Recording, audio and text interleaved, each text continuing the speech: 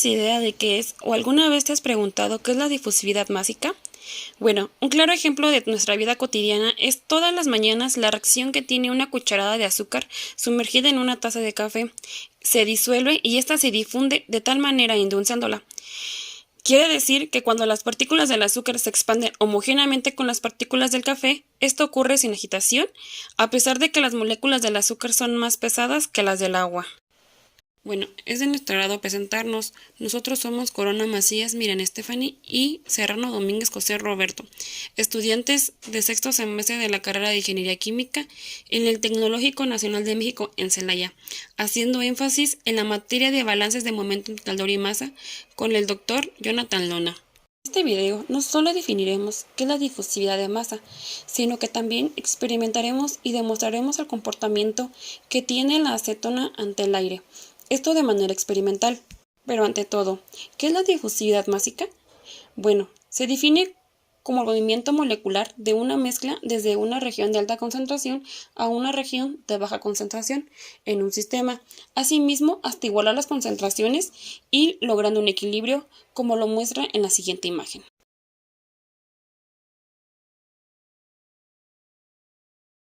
Por tanto, la difusividad másica la podemos presenciar en los tres estados de la materia, es decir, en un sólido, en un líquido o en un gaseoso, ya sea que un sólido pase a un líquido o un líquido pase a un gaseoso. Esto lo podemos determinar a través del coeficiente de difusividad másica, cuyas magnitudes tienen unidades de área entre unidad de tiempo, es decir, centímetros cuadrados sobre segundo. Esto depende de factores en la temperatura, la presión y en la naturaleza que se tengan los componentes. Por ejemplo, en los gases, la difusividad másica será mayor si aumentamos la temperatura, mientras tanto, la presión disminuye, esto al aumentar la temperatura. Mientras que en los líquidos será mayor el coeficiente de difusividad másica si la temperatura se aumenta, mientras tanto la presión se vuelve independiente. Los materiales a utilizar durante todo el experimento será una regla, un marcador, 3 tubos de ensayo, un cronómetro y acetona comercial. Nuestro procedimiento a seguir en el experimento se divide en 5 pasos. Como paso 1, estableceremos y mediremos la medida de 1 centímetro, es decir, h minúscula, que es la altura en la que disminuirá la película del compuesto. Como h mayúscula es la distancia del nivel de la acetona al final de vaso. Como paso 2, a cada tubo agregaremos acetona hasta la medida ya mencionada. Paso 3. Daremos inicio al cronómetro. Como paso 4, una vez que haya bajado 1 centímetro, tomaremos lectura del tiempo final. Como paso 5, con datos ya obtenidos, realizaremos los cálculos correspondientes.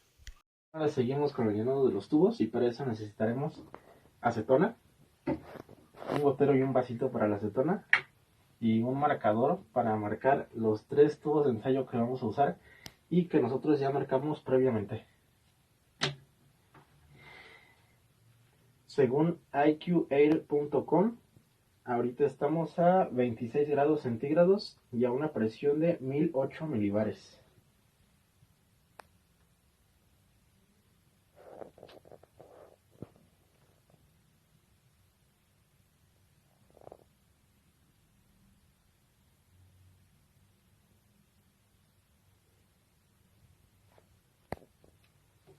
Y ahora sí, seguimos con el llenado de los tubos.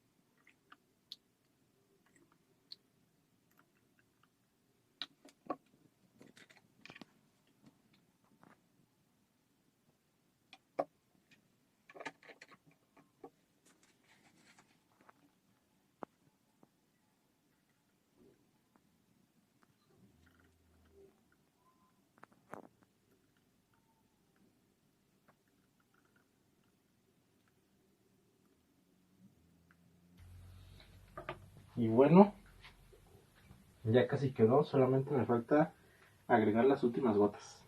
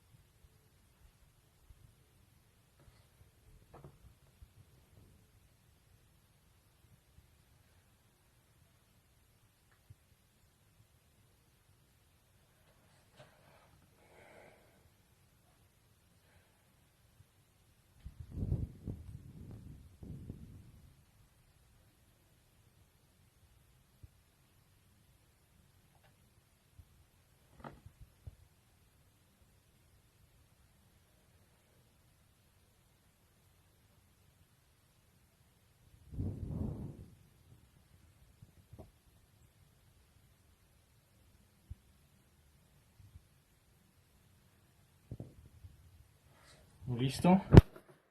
Una vez agregadas las últimas gotas, voy a poner el cronómetro y empieza. Son las 6:03 del miércoles 26 de abril del 2023. Y así quedaron los tubos al final.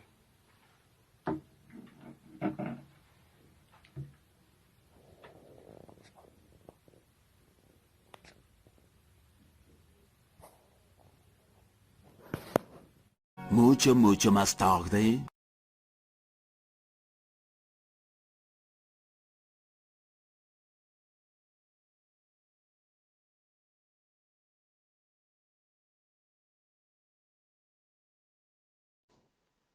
Ahora sigue el cálculo teórico.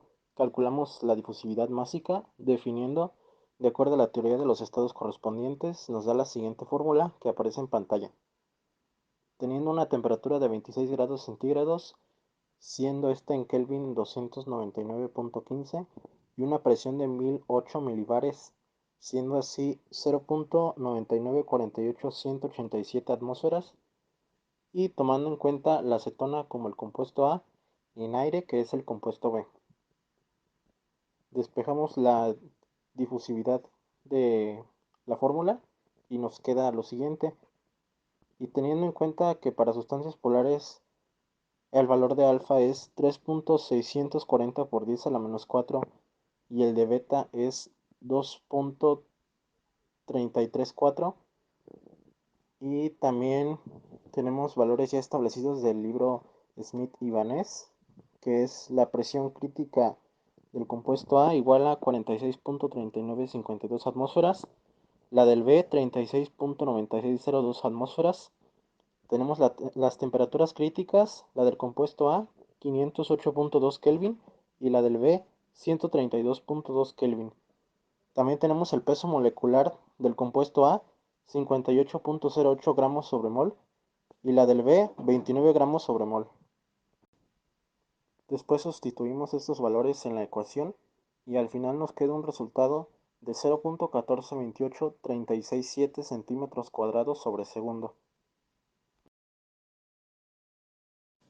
Ahora sigue el cálculo experimental y tenemos que h, que es la altura del líquido hasta la parte superior del tubo, es de 0.5 centímetros y la altura perdida durante el proceso es de 1 centímetro. El tiempo obtenido es de 11.475 segundos, una temperatura de 299.15 Kelvin, presión de 0.9948187 atmósferas, la constante R de los gases, que es 82.06 centímetros cúbicos por atmósfera, entre mol por Kelvin. Presión parcial de la acetona 0.31594 1453 atmósferas, que la obtuvimos por la ecuación de Antoine. Un peso molecular de 58.08 gramos sobre mol y una densidad de 0.784 gramos sobre centímetro cúbico. Para la parte de la solución, las fórmulas que vamos a utilizar son las siguientes. Después vamos a sustituir para obtener C,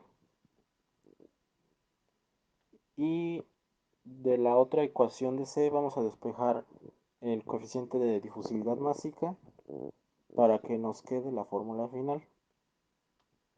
Después vamos a calcular C minúscula, que es la concentración definida por presión entre la constante de los gases por la temperatura, y esto nos da un valor de 4.0525 por 10 a la menos 5 mol sobre centímetro cúbico.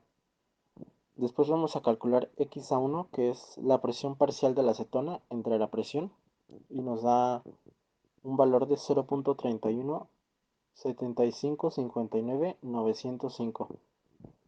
Para XA2 tenemos que su valor es 0, XB1 es 1 menos XA1, y este resultado final es 0.68244. Para XB2 es 1 menos XA2, que es 1 menos 0, y por lo tanto XB2 es igual a 1.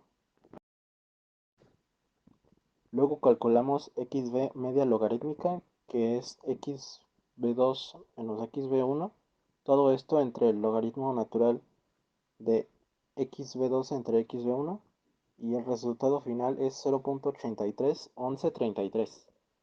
Con datos ya obtenidos sustituimos y calculamos el coeficiente de difusividad másica, y al final nos da un valor de 0.15194575 centímetros cuadrados sobre segundo. En la comparación de resultados tenemos que el coeficiente de difusividad másica teórico daba un valor de 0.1428367 centímetros cuadrados sobre segundo, y el experimental da 0.15194575 centímetros cuadrados sobre segundo. Hacemos el cálculo del error y al final nos sale un porcentaje de 6.37723%, que es un error muy pequeño.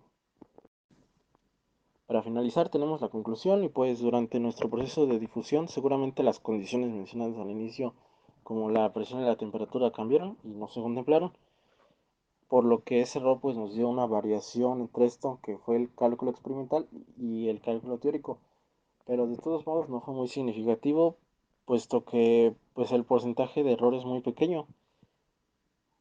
Y pues dicho esto, podemos decir que nuestro experimento salió exitosamente, y además pudimos apreciar y entender la interacción del fenómeno de la difusividad de una mejor manera. Gracias por su atención.